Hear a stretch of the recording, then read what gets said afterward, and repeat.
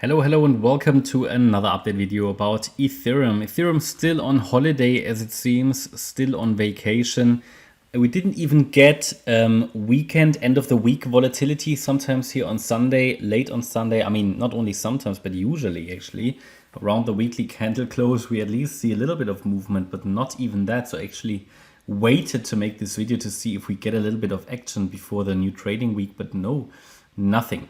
Market might be waiting for CPI data next week, this week actually now. So we get CPI, I think it's on Thursday. So the expectations I think are fairly neutral and not really massive changes expected from last time in terms of the inflation. But still, if anything deviates, if the actual figures deviate from the market expectation, then we could see a little bit of volatility. And we're obviously now in an interesting price range because we're exactly where we wanted ETH. We are exactly in this yellow box from where price should find a way to jump into the region around $2,400, $2,500. However, first of all, we need a clear sign that a low is in place. At the moment, I haven't got that sign. I know I sound like a broken record, but I can only tell you what is going on in the market. And so far, I think it has been fairly accurate. Our trend line has been respected. We've had that on the chart for weeks now. Price continues to be below this trend line.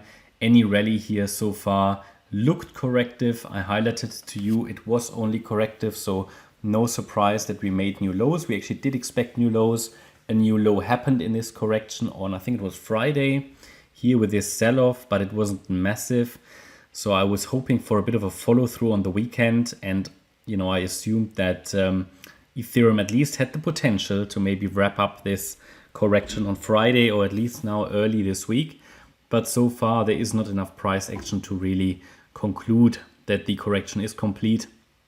In fact, I think it could even go a little lower, as explained in the last video. 1780 is certainly the next target for me. It doesn't need to get there really, but it would be the next ideal Fibonacci support level. Bear in mind, we're now where we wanted ETH, so at any point this correction could be over. I wouldn't focus too much on the smallest nano waves because the price action tells us that we are in a so-called ending diagonal structure. And here, if you go too micro here, you may burn your fingers. So just let's understand the relevant levels.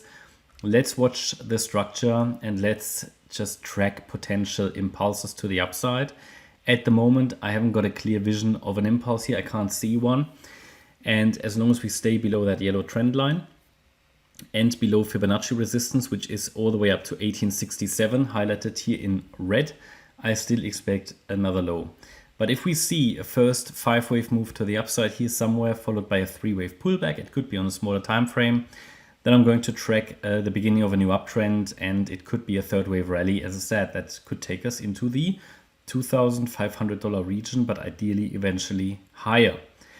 Anything here that happened was corrective over the weekend, so that adds to the view that we could see further follow through here to the downside in this C wave, off wave 5, off wave C, off 2. Fibonacci support levels are well defined here, 1780, and bullish support really is the $1,700 level. Only if we go above that level, only if we go below that level, we are invalidating here this wave count.